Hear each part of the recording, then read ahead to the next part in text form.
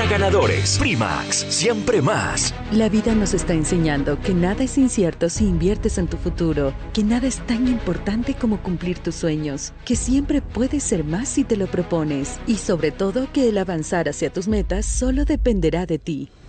Ahora lo puedes hacer con Mi Fondo de Fiducia, la primera APP del Ecuador para invertir en fondos de inversión desde $25. Con Mi Fondo, ahora invertir es para todos los que van por sus sueños. Descarga la app y acércate un poco más a ellos. Mi Fondo es la forma. Nuestros fondos tienen calificación AAA- y la proyección de rendimientos puede variar. Conoce características, portafolios y dirección en nuestra Fin web. de espacio promocional y publicitario. Con toda la fidelidad, con toda la fidelidad. Un manejo informativo solvente. Democracia.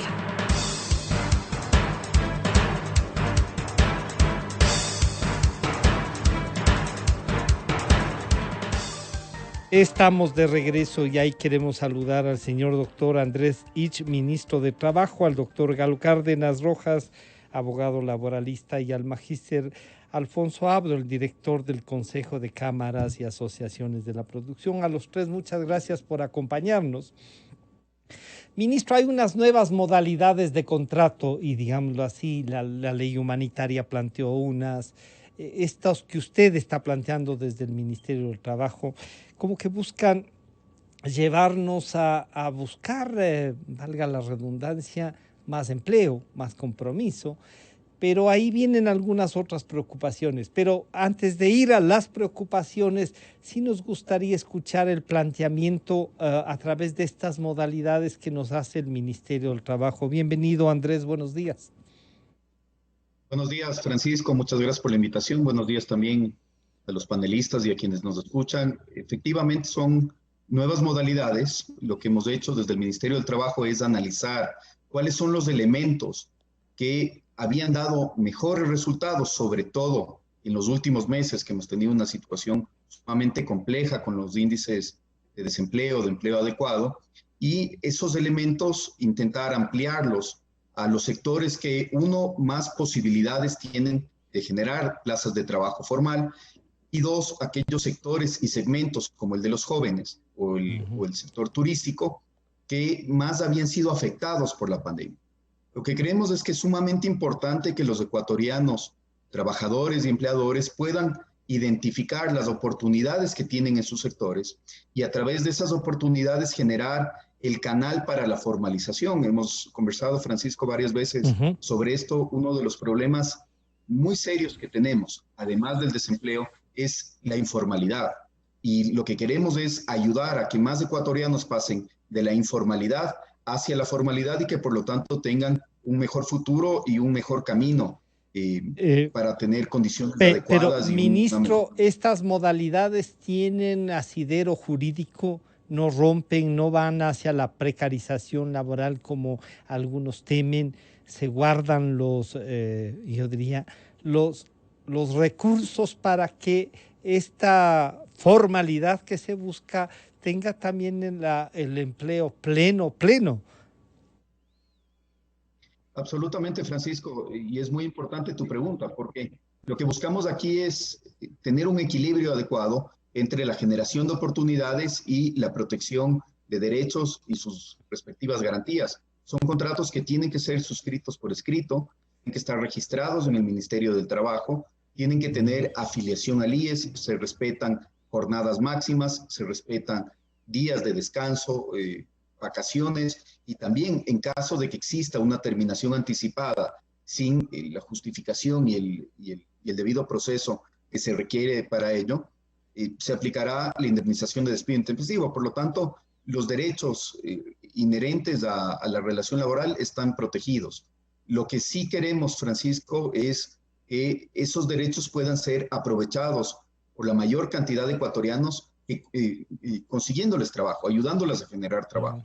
De nada nos sirve que esos derechos estén en un decálogo que no pueden ser aplicables porque los ecuatorianos estén en la informalidad o porque los ecuatorianos estén en el desempleo. Y yo quiero saludar al doctor Galo Cárdenas Rojas, abogado laboralista. Doctor Cárdenas, bienvenido. Este marco que nos plantea el ministro Ich, nos podría llevar a pensar entonces que la búsqueda de la formalidad tiene también unas restricciones. Y lo que ha dicho el ministro en lo último casi es, claro, hay que buscar derechos, pero derechos que se puedan cumplir, porque si no quedan en letra muerta. ¿Cómo empatar esto, doctor? Bienvenido, buenos días al doctor Cárdenas. Muy buenos días, Francisco, señor ministro, y a todos los compañeros de panel y las personas que nos escuchan. Muchísimas gracias por la entrevista desde Cuenca, el saludo cordial. Efectivamente, creemos que las nuevas modalidades de contrato realizadas a través de acuerdos ministeriales del 30 de octubre por parte del Ministerio de Trabajo son muy positivas. Sin embargo, creemos que son solamente pequeñas curitas que se están poniendo a la enorme problemática laboral que se ha dado desde hace algunos años en nuestro país y son una muestra de la necesidad urgente que tiene el sector productivo y el sector de empleados para buscar una reforma concreta y final a un viejo código de trabajo que tiene demasiadas restricciones y que evita que se den mejores y mayores contrataciones de empleo. Por lo tanto, es importantísimo que estos sean simplemente el comienzo de un diálogo y de un debate nacional sobre la mejora y reestructuración hacia un nuevo código de trabajo integral, moderno, que dinamice la economía y que permita que los sectores productivos, sobre todo los sectores nuevos, los emprendimientos, puedan contratar de mejor manera. Por ejemplo, el regreso de la contratación por horas. Pero esto es muy importante también, Francisco, indicar que, como decía el ministro, esto no precariza el empleo, ya que se está dedicado o está apuntalado hacia nuevas contrataciones. Es decir, los empleadores no pueden sacar a un trabajador y contratarlo nuevamente con estos tipos de esta modalidad, ¿ya? Porque esto está dedicado y enfocado a nuevos contratos, es decir, a personas que no están con el empleo o están con empleo, que no están afiliados al Seguro Social, que no tienen un salario básico, un salario mínimo, por lo tanto están en la informalidad. Claro, ahí lo que hay que pensar es entonces en los que no tienen trabajo y buscarles formas de relacionarse. Y esta aspiración que usted, que tiene contacto permanente con los trabajadores, nos dice, oigan, hay que ir a una reforma del Código Laboral. Pero eso es un tema, doctor Cárdenas, de alto calibre, diríamos. ¿Quiénes pueden? ¿El ministro Isch podría iniciar este diálogo o ya no alcanza al gobierno, no solo al ministro, que yo espero continúe en los debates más allá del gobierno? ¿Usted cree que hay espacio todavía, doctor Cárdenas? Yo creo que sí, yo creo que lo que ha faltado realmente es voluntad política. Yo sé que es muy difícil entablar una conversación con sindicatos, con sectores empleadores, pero yo creo que el sector productivo está muy abierto a las nuevas reformas o a este nuevo código. Por lo tanto, es muy importante que el gobierno tome la batuta, porque es una deuda que se tiene con el sector empleador. Tome la batuta y logre llegar de una mesa a todos los sectores, a todos los actores del empleo en el país y lograr llegar a acuerdos necesarios para mantener el empleo, para crear nuevas formas de empleo.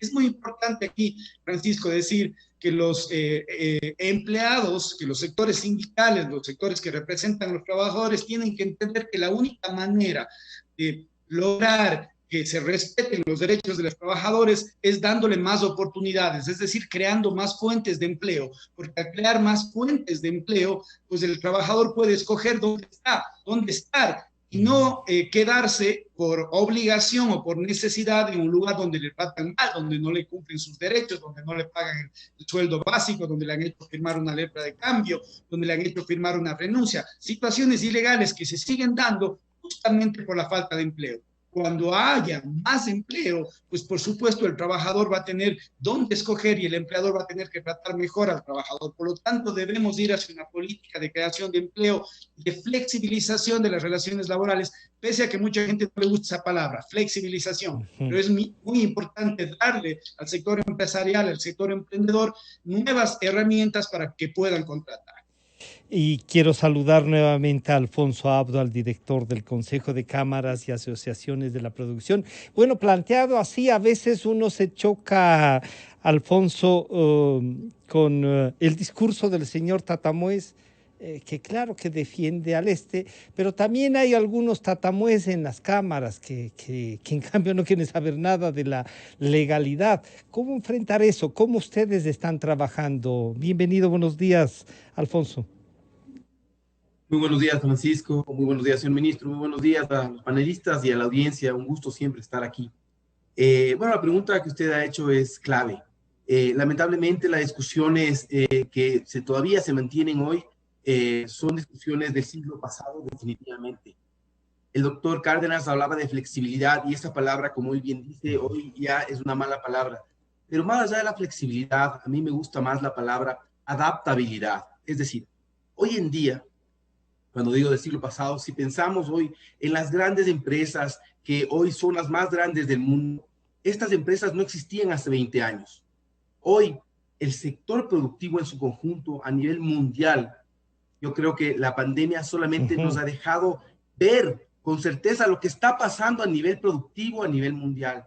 Las empresas están teniendo que adaptarse rápidamente a cambios muy profundos y muy rápidos.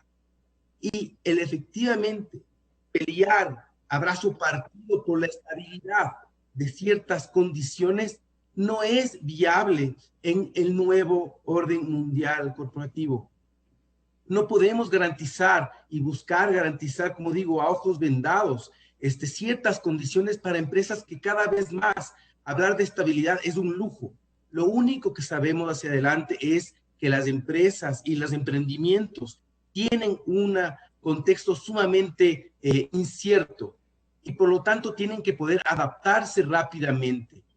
En este sentido, las nuevas modalidades de contratación que han sido estipuladas por el ministerio, como bien lo dice el ministro, no solo que son legales, sino que comienzan a poner sobre la mesa un debate sobre la capacidad de adaptarse. Hoy por hoy, con el teletrabajo, por ejemplo, los trabajadores tienen la capacidad de no hacer 8 horas corridas, sino de distribuir esas 8 horas a lo largo de su día como mejor les convenga. Y muchos de ellos, estoy seguro, prefieren trabajar 2 horas en la noche para durante el día tener tiempo de calidad con su familia y poder cumplir tareas que quizás antes no tenía que hacerlas porque estaban en el trabajo, como es de ayudar a sus hijos con la tarea, como es de repente cocinar el almuerzo, que antes quizá no lo hacía.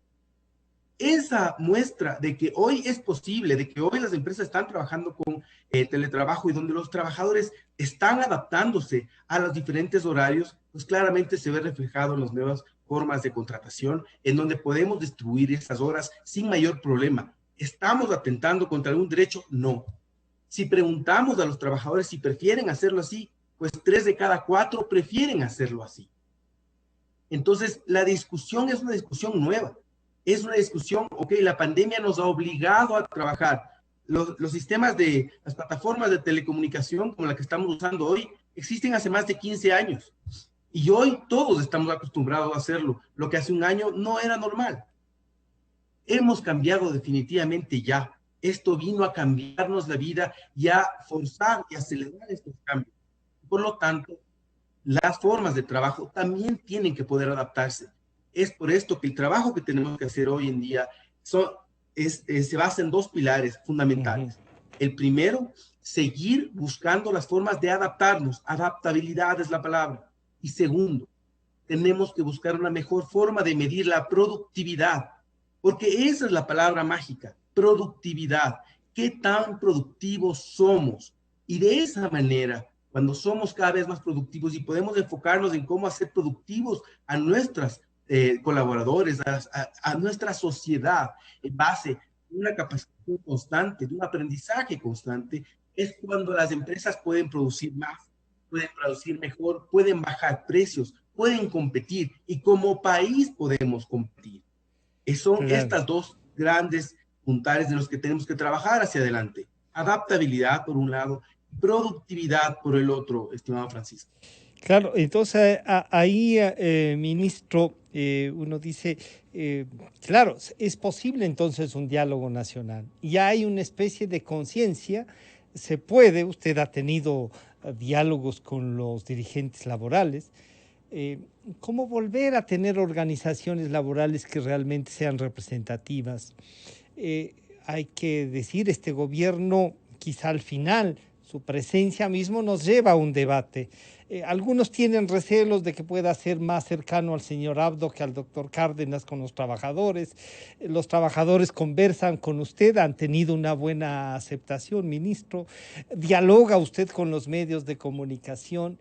Entonces parecería que tiene una puerta abierta para plantearnos esta gran reforma con estas visiones del sector empresarial, pero también con las visiones del sector laboral y con la legalidad, ministro. ¿Cuánto se puede avanzar? ¿Qué otros planteamientos tiene? Yo creo que es sumamente importante que el debate salga de la esfera tradicional entre la flexibilización y la rigidez. A mí no me gusta el concepto de flexibilización por una razón, y es que tradicionalmente ha estado mucho más atado hacia un enfoque de reducir costos. Y creo que el debate tiene que ser mucho más profundo que eso. Tiene que ser un debate acerca de cómo conseguimos relaciones justas. De justicia, uno para los trabajadores que están enrolados formalmente para garantizar sus derechos y que sean condiciones adecuadas.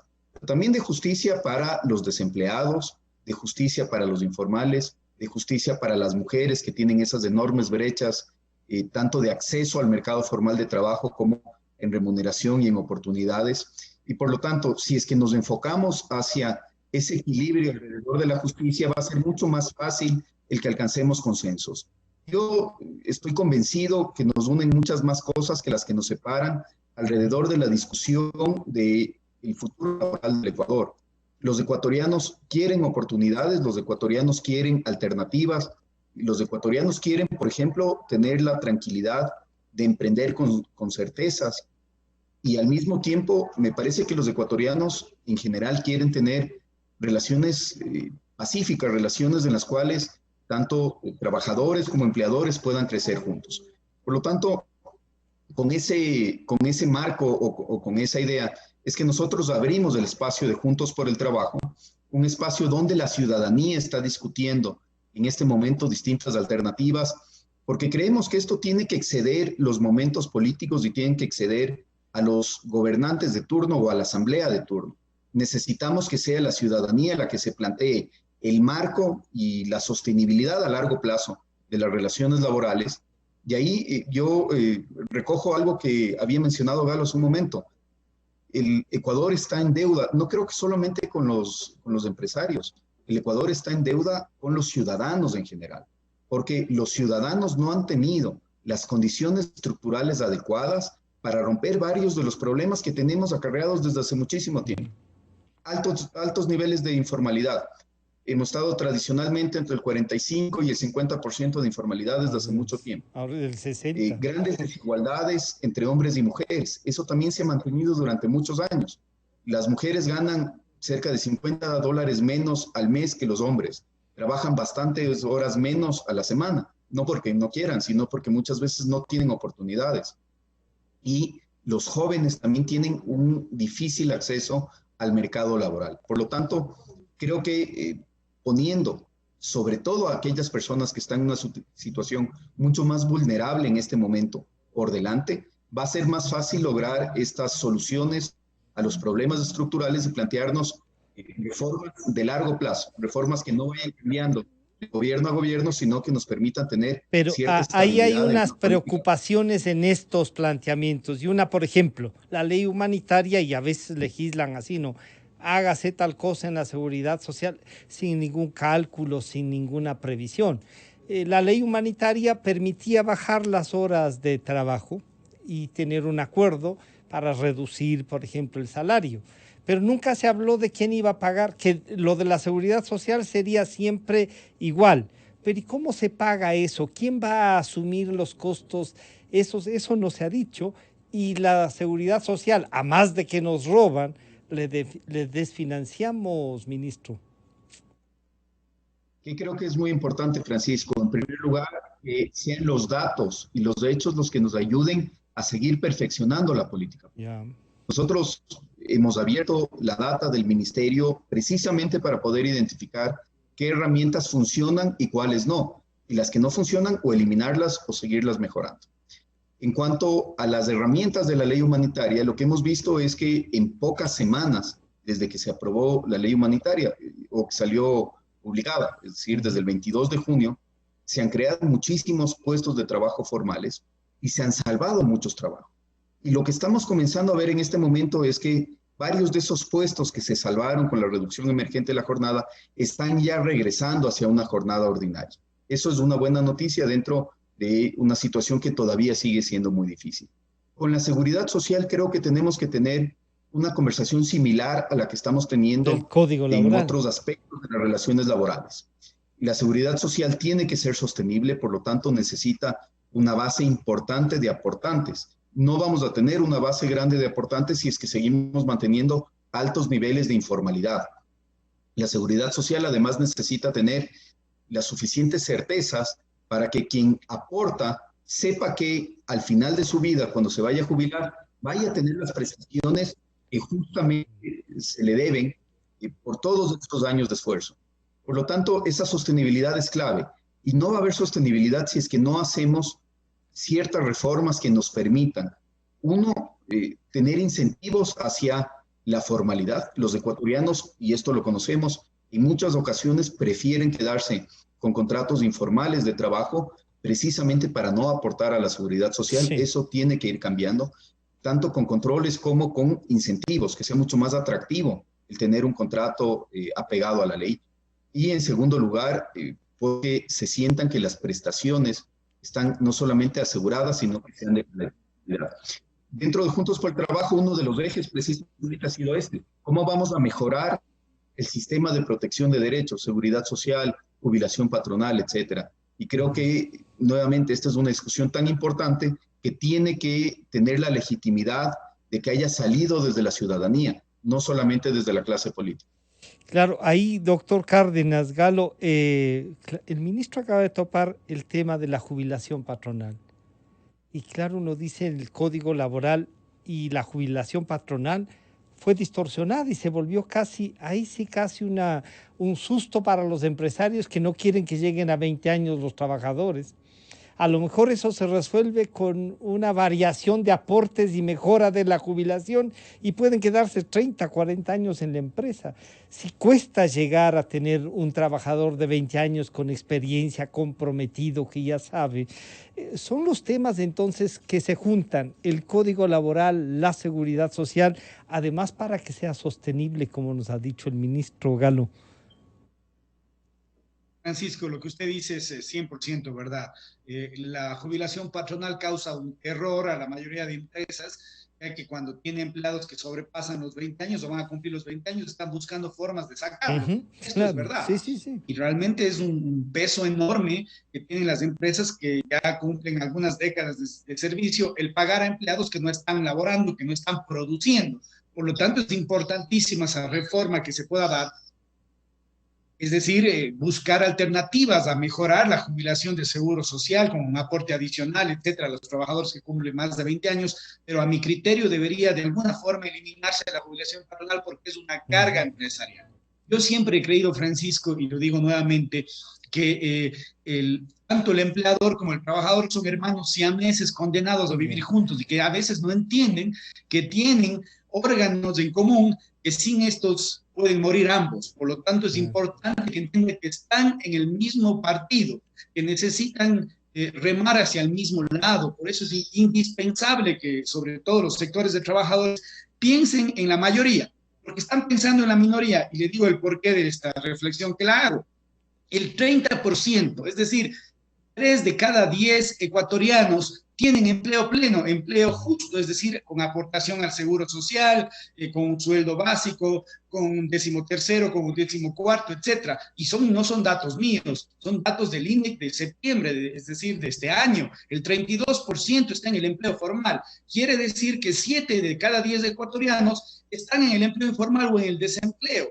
Por lo tanto, debemos pensar en esta mayoría del 70% de los ecuatorianos que no tiene seguridad social, que no tiene ingresos fijos, que no tiene derechos como 13º, 14º, como vacaciones, y buscar la generación de empleo a través, sí, me parecen correctos estos acuerdos ministeriales, tanto el 220, 221, 22 y 23, que son estas nuevas modalidades de contratos. Son caminos. Pero creo que, como decía, son pequeños parches y debe darse una reforma integral en un consenso, en un diálogo nacional que permita lograr nuevas modalidades. Y no solamente los trabajadores deben pensar en este 70% que no tienen un trabajo pleno, sino también en la globalización.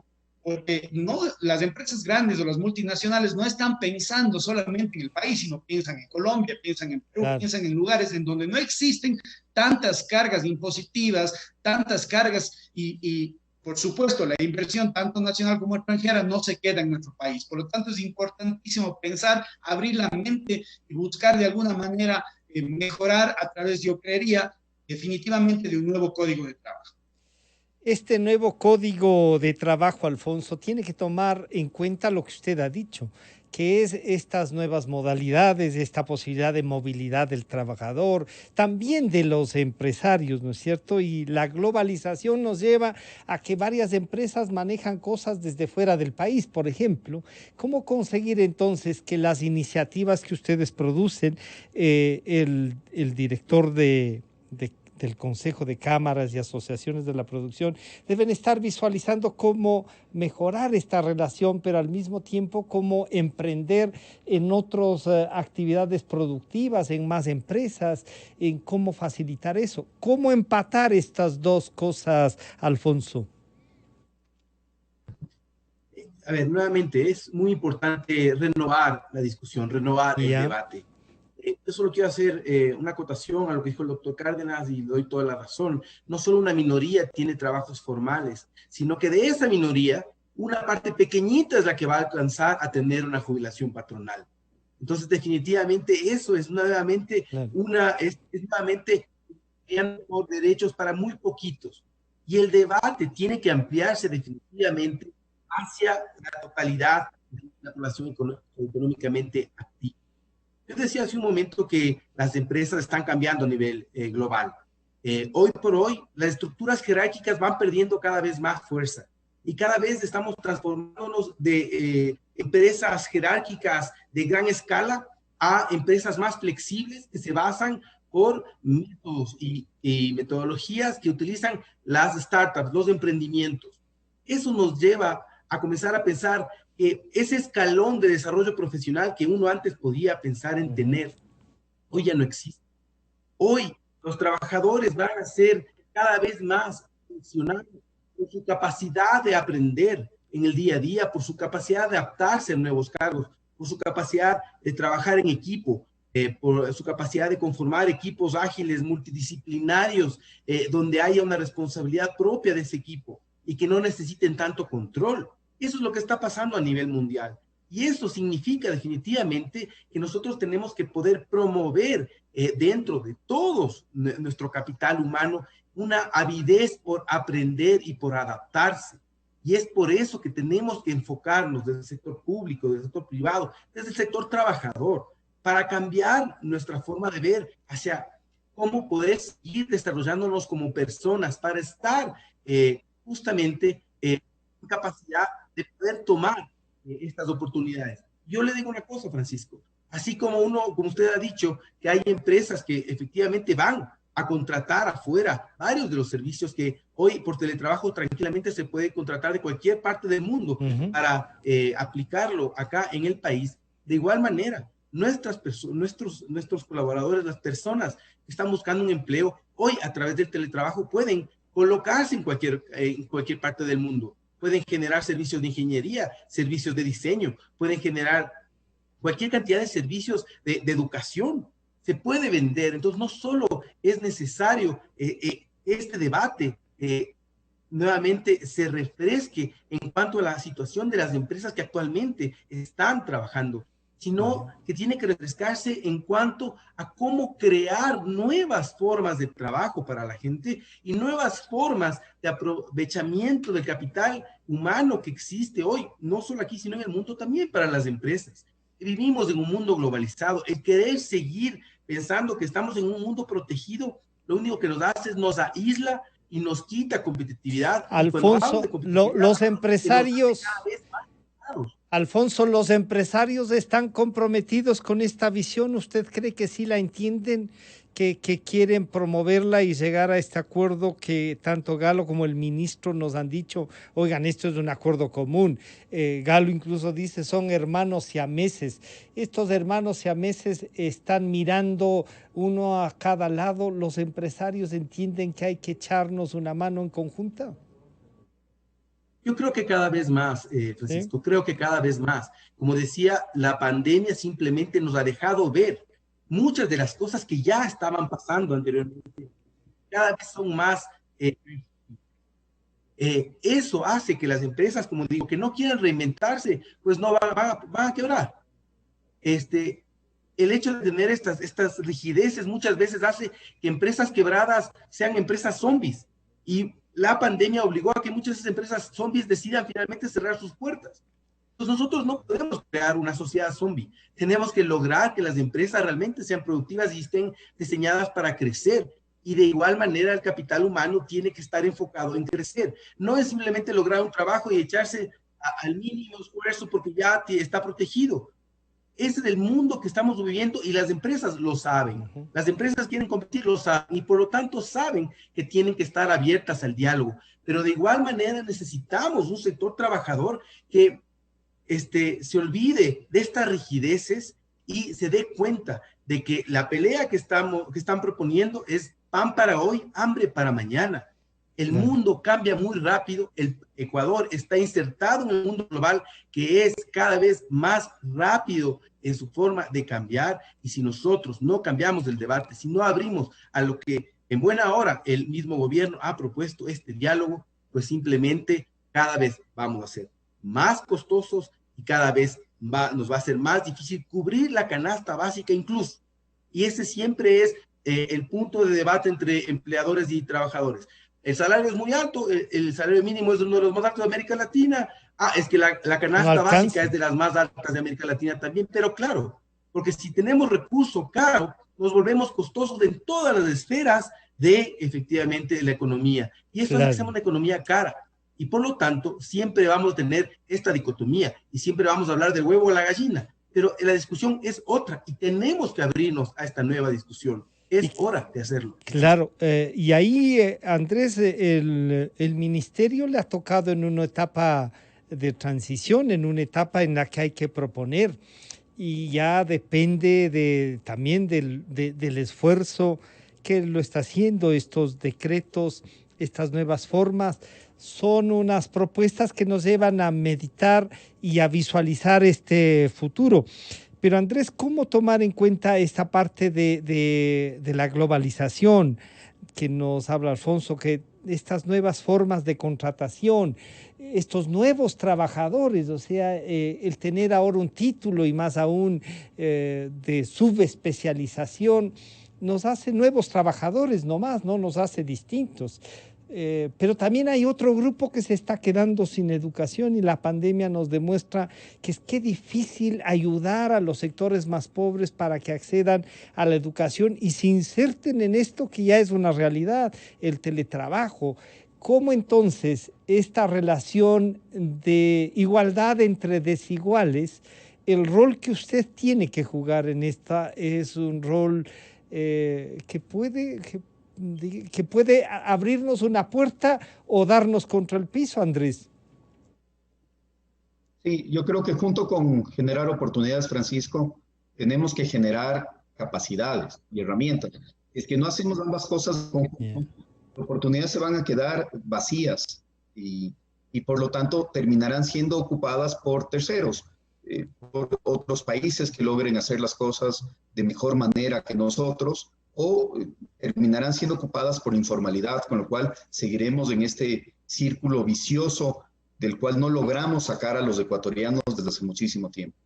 Ahora, para generar capacidades, también es importante el que podamos ir avanzando hacia este acuerdo importante entre trabajadores, empleadores y aquellas personas que están en el medio, los desempleados, los informales.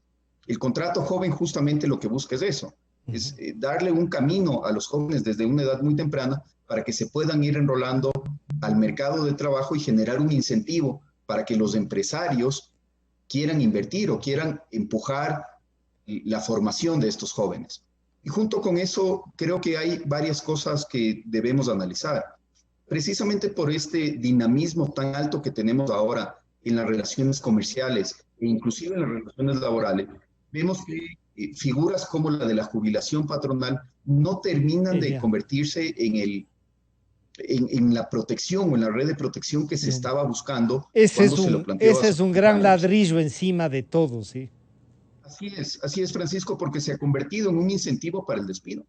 Se es ha convertido perverso. en un incentivo para que el trabajador que más se ha esforzado, el que más responsable ha sido, el que más ha aprendido durante muchos años, cumpla 19 años en la empresa y se lo despida. Por lo tanto, no se está protegiendo adecuadamente a quien, en teoría, la norma debería buscar proteger. Y eso seguramente se va a agravar con el tiempo, porque los jóvenes ahora, en muchísimos casos, están tratando de generar actividad alrededor de proyectos específicos. Y por lo tanto, lo que veremos es que en muchos casos habrán relaciones de corto o de mediano plazo, cada vez cada vez menos relaciones de largo plazo. Por lo tanto, ¿cómo hacemos para alcanzar este equilibrio? Yo creo que debemos pensar en algunas alternativas que nos lleven hacia sistemas paralelos, un sistema que mantenga las condiciones y las garantías para quienes tienen la suerte y la fortuna en este momento de mantener un trabajo en buenas condiciones, y otro sistema que les permita más oportunidades a aquellos que con dificultad han tenido que sobrepasar estas semanas y estos meses en los cuales además el nivel de incertidumbre ha sido sumamente alto. Yo creo que aquí no solamente estamos hablando de ingresos para los trabajadores, estamos hablando también de paz, de la tranquilidad de saber que el día de mañana van a poder llevar alimento a sus casas, de la tranquilidad de que sus hijos tengan un mejor futuro que lo que tienen ellos en este rato. Si es que ese debate, esta conversación tiene que mirar hacia todos los sectores, hacia todos los ecuatorianos y hacia las distintas realidades. Ahí coincido con lo que tanto Galo como Alfonso han dicho de distinta manera, ¿no? Si es que nos quedamos solamente anquilosados en la norma actual, en la que viene desde hace 80 años atrás, que tiene algunas cosas buenas, pero otras que ya se han quedado desactualizadas, sin duda el futuro va a ser aún más complicado que el que tenemos ahora. Usted ha dicho dos cosas importantes, la oportunidad y las capacidades. En el gobierno se ha discutido, usted conversa con la ministra de Educación para ver cómo ayudamos a que esto de las oportunidades y las capacidades se junten, pero además había instituciones como el SECAF, en donde habían opciones para prepararse de alguna manera, no universitariamente, pero sí para trabajar, que le den opciones y que no sea un fracaso pues el no llegar a la universidad, Andrés. Coincidimos, Francisco. Lamentablemente tuvimos un grupo de iluminados que durante muchos años satanizaron la educación técnica, satanizaron la formación de capacidades en otros niveles y creían que solamente quienes obtenían un PhD iban a lograr un camino hacia destrozaron el éxito, al país. Y lo que hicieron fue hacer un daño muy grande a un montón de ecuatorianos que podían haber tenido acceso a trabajos mejor pagados con una formación corta y de calidad. Estamos intentando recuperar, el ministerio está articulando además una serie de propuestas, no solamente con los ministros que están relacionados al sector de la educación, también hay un aspecto muy importante en la generación de capacidades a través de políticas sociales que son claves. ¿Cómo hacemos para integrar de mejor manera, como decía, a las mujeres que están en situaciones muy vulnerables? ¿Cómo hacemos para nuevamente lograr que el país acoja a las personas que tienen discapacidad, valorándoles realmente por el aporte que pueden dar y no solamente por el cumplimiento de una cuota? ¿Y cómo hacemos en general como país para irnos potenciando todos de manera simultánea y entender que si es que le va bien al trabajador y le va bien al empresario al mismo tiempo, ambos van a tener un camino largo de crecimiento y muy fructífero? En cambio, si una de las dos patas está desequilibrada o si es que nos enfocamos solamente en un segmento muy pequeño que tiene en este momento trabajo formal, esto va a ser insostenible. Por lo tanto, creo yo, y en esto también coincido con ambos panelistas, creo yo que estamos en un momento muy importante para que este tema realmente sea un tema de discusión y de política nacional, no de política partidista y no de política electoral. Estando en plena campaña, doctor Cárdenas, Galo, el ministro nos dice, oigan, esto tengámoslo como un objetivo nacional, un acuerdo nacional. Ojalá sea posible, es bueno plantearlo así. Los trabajadores que van a verla a usted, que le comentan sus problemas, ¿están dispuestos a este acuerdo nacional o habrá que buscar unos nuevos dirigentes, unas nuevas formas de relacionarnos? De hecho, esta actual dirigencia ya no representa, pues no hay contratos colectivos así que uno diga casi se están firmando permanentemente. Hay estas nuevas formas de trabajo. ¿Cómo volver a organizarnos? ¿Cómo volver a tener voces representativas que nos lleven a tener acuerdos, Galo? Y yo creo que los tiempos han cambiado, pero lamentablemente lo que no han cambiado son los dirigentes sindicales. Y no es importante que cambien ellos, sino la mentalidad que se acoplen a la nueva realidad.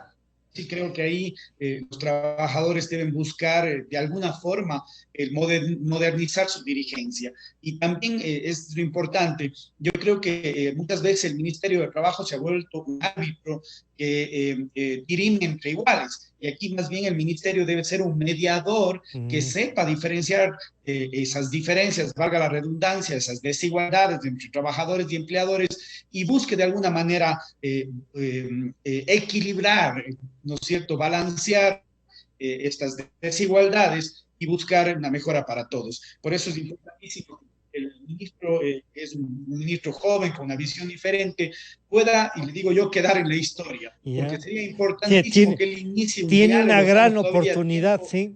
Lograr consensos, poder de alguna manera sacar un nuevo proyecto de código de trabajo adecuado, no solamente considerando una de las partes, sino todos los actores de la sociedad, porque caso contrario el país va a quedar en el pasado, las relaciones laborales serán sumamente complicadas, tanto el un lado jalará agua para su molino como el otro, y no tendremos un país triunfador, un país diferente, un país que pueda, cuando una persona sale del colegio con un trabajo técnico o sale de la universidad con una profesión, enseguida darle empleo. Y esas personas tratarán de emigrar, tratarán de salir del país o buscar de alguna manera la ilegalidad. Por lo tanto, es importante pensar en la mayoría de ecuatorianos, es importante empezar en el diálogo. Y por último, tal vez, Francisco, solamente pedirle al ministro, sobre todo en el acuerdo 0223, que es del trabajo joven, ahí yo creo una diferencia grande con la ley de pasantías en su artículo 7. La ley de pasantías en su artículo 7 nos dice claramente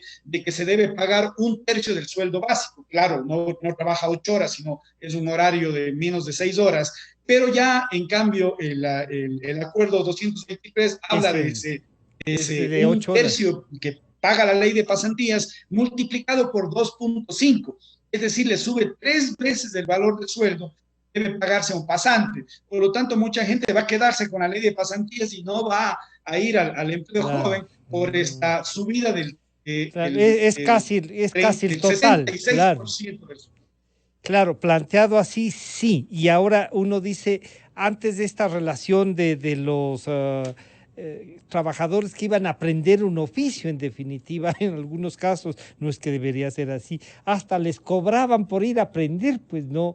Entonces, claro, las formas han cambiado y esto que usted dice, revisen el acuerdo 0223, que tiene este planteamiento. Yo le diría, doctor Cárdenas, entonces, si hay que buscar estas movilidades, el ministro, como usted ha dicho, es un ministro joven que tiene una gran oportunidad, pero la academia, los abogados, ¿estarán dispuestos a presentar un proyecto de código o alguien tiene que dar ese paso, Galo?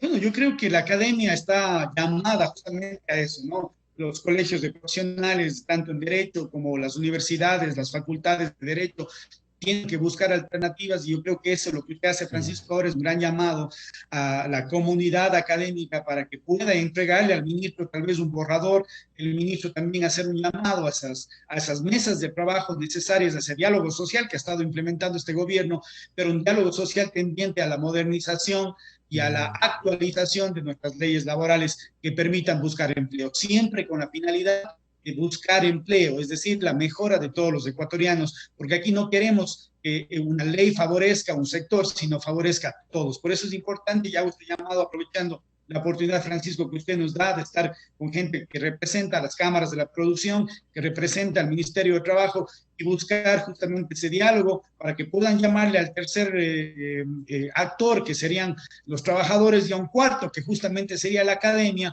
para entre los cuatro poder lograr mejoras para el país y sobre todo un nuevo código de trabajo. Parece cansino lo que digo, pero es importantísimo. Es indispensable. No, es indispensable, no nos cabe duda. Y Alfonso, las cámaras están pensando en elaborar un proyecto para llevar al debate o estamos esperando que alguien se anime. No va a ser fácil, porque claro, lo seguro es lo que hay, pero lo que hay es dificultades. Genera seguridad para un pequeño grupo, pero inseguridad para la inmensa mayoría. ¿Las cámaras están trabajando en eso, Alfonso? Definitivamente, Francisco.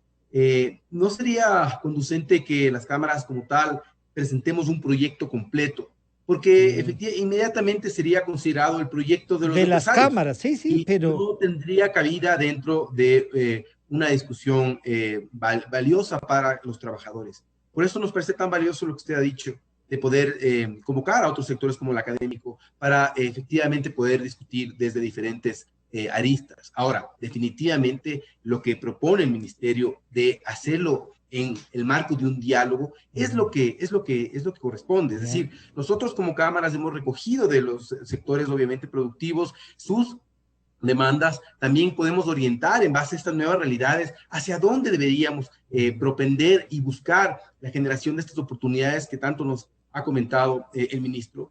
Y definitivamente estamos listos para sentarnos a la mesa, para proponerlas encima de la mesa y poder llegar a esta nueva propuesta normativa que debemos todos enfocarnos en trabajar. Pero como digo, no es dable definitivamente que nosotros saquemos una propuesta al 100% porque pues va a ser vista definitivamente como la propuesta de echar abajo, ¿no? Y no creemos que es la forma. Con lo cual creo que esa invitación que nos hace el ministerio hoy por hoy es sumamente valiosa.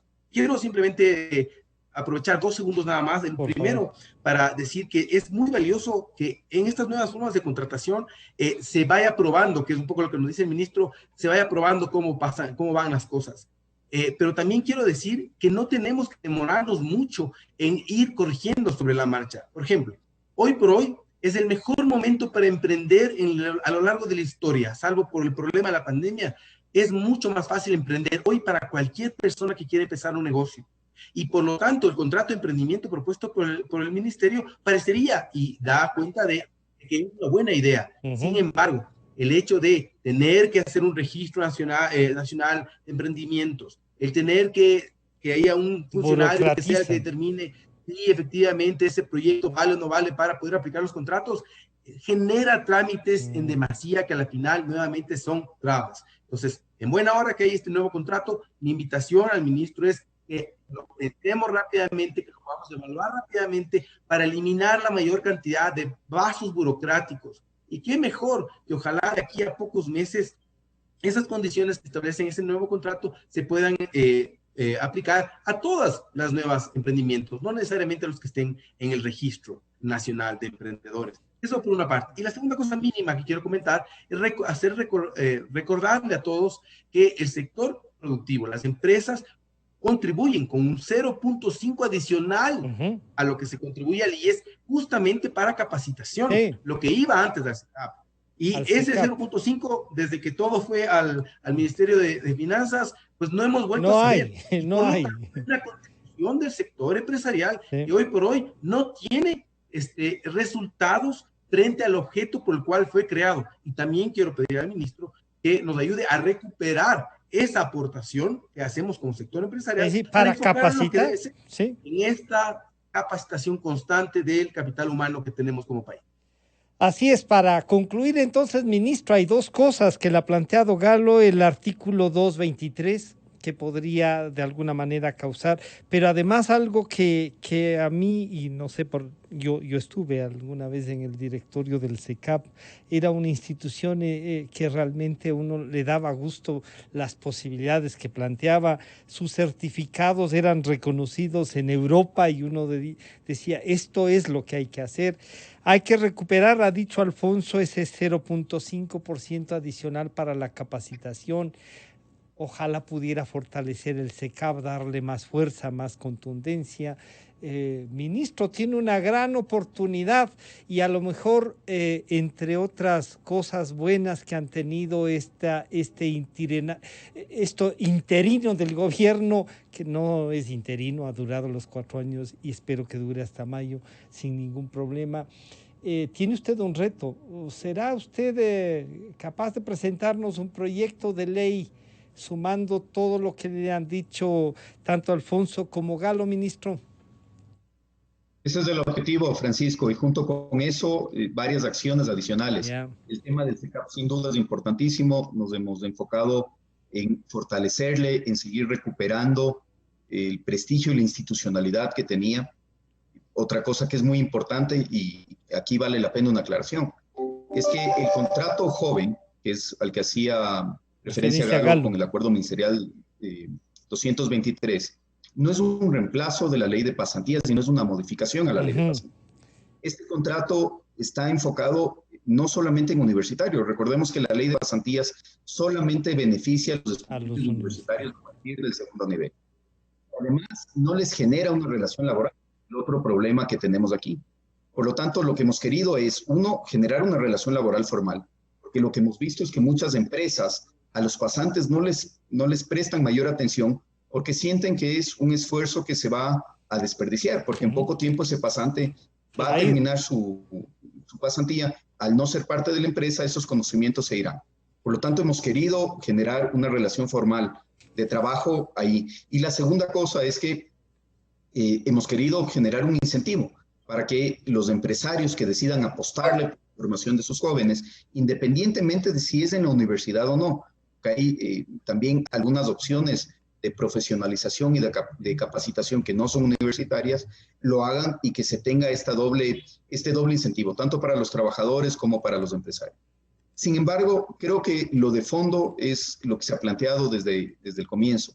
¿Cómo vamos a hacer para que la conversación alcance lo que necesitamos, que son las reformas estructurales que les permitan a los emprendedores, a los trabajadores, a los ecuatorianos en general, ver un futuro con muchas más posibilidades y esperanza? Y creo que no hay otro camino que sentarnos de manera muy transparente en la mesa, con datos, a presentar cuáles son los problemas de fondo que tiene el Ecuador y con datos también a demostrar qué caminos son los que han dado mejores resultados para además elevarlo a una reforma legal, no solamente a nivel de normativa secundaria.